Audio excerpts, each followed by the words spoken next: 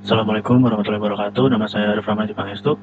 Di sini saya akan menjelaskan mengenai soal UAS data mining lanjut.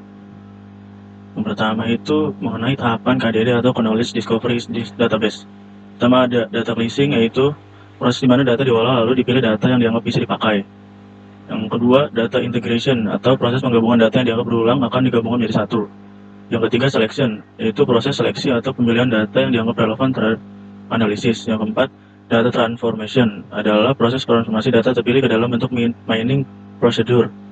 Yang kelima, data mining adalah proses di mana dilakukan beragam teknik atau mengekstrak pola-pola potensial menghasilkan data yang berguna.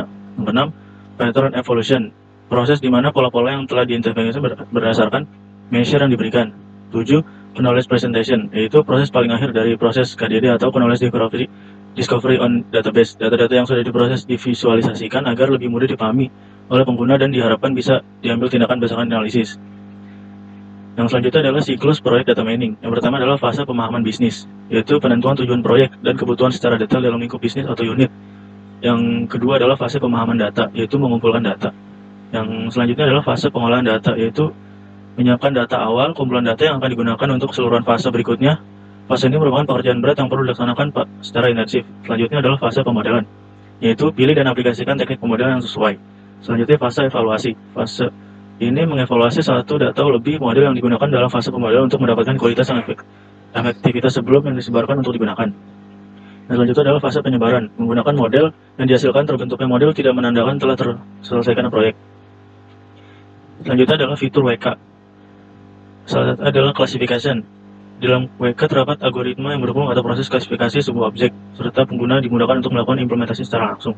User dapat melakukan load database, melakukan pemilihan algoritma untuk klasifikasi, kemudian diberikan kepada representasi data yang mewakili hasil akurasi tinggi kesalahan dari proses klasifikasi. Yang selanjutnya adalah clustering. Clustering merupakan salah satu cabang konsep dari unsupervised method dari machine learning yang bertujuan untuk melakukan pengelompokan data dan juga menjelaskan hubungan relasi yang ada di antara data tersebut dan memaksimalkan kesamaan antara satu kelas cluster, tetapi meminimumkan kesamaan antar kelas. Clustering digunakan untuk menganalisis suatu data atau diharapkan menghasilkan suatu representasi data yang mewakili suatu pola terbentuk dari akibat relasi yang ada di antar data. Visualisasi.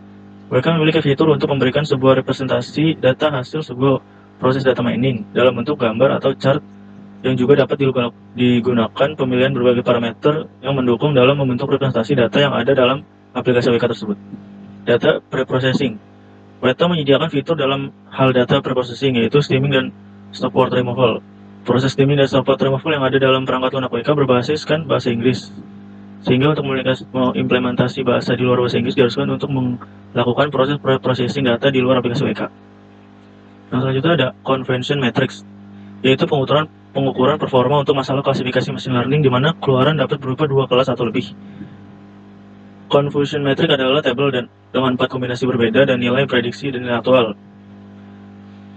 Yang selanjutnya ada dari RMSE, itu adalah jumlah dari kesalahan kuadrat atau selisih antara nilai sebenarnya dengan nilai prediksi yang telah ditentukan. Selanjutnya adalah MAE, menunjukkan nilai kesalahan rata-rata yang error dan nilai kesalahan dengan nilai prediksi. MAE sendiri secara umum digunakan untuk pengukuran prediksi error pada analisis time series. RAE, yaitu cara untuk mengukur kinerja model prediktif. Yang selanjutnya ada RRSE, yaitu menunjukkan seberapa baik kinerja model relatif terhadap rata-rata nilai sebenarnya. Yang selanjutnya ada kegunaan metode precision recall dan F1. Precision merupakan rasio prediksi benar positif dibandingkan dengan keseluruhan hasil data yang diprediksi positif.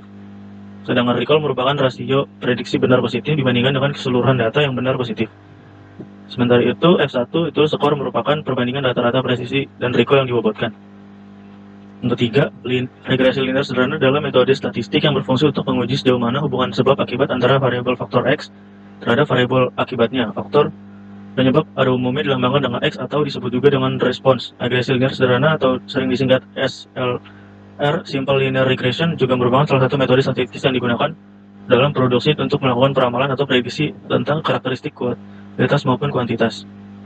Rumus mencari nilai konstanta dan koefisien regresi, yaitu Y sama dengan A plus BX, yang dimana Y itu variabel respons atau variabel akibat atau depend. X itu variabel prediktor atau variabel faktor penyebab atau independent. A itu sama dengan konstanta dan B itu koefisien regresi. Nilai-nilai A dan B dapat dihitung dengan menggunakan rumus di bawah ini. Ini untuk yang A dan ini untuk yang B. Selanjutnya adalah aturan asosiasi. Aturan asosiasi adalah teknik data mining untuk menemukan aturan asosiatif antara kombinasi item. Aturan asosiasi adalah mencari suatu kaidah terhubung dari data. Selanjutnya ada frequent pattern mining. Frequent pattern mining merupakan satu pola, satu item set, berikutnya substruktur, dan lain-lain yang sering terjadi dalam kumpulan data.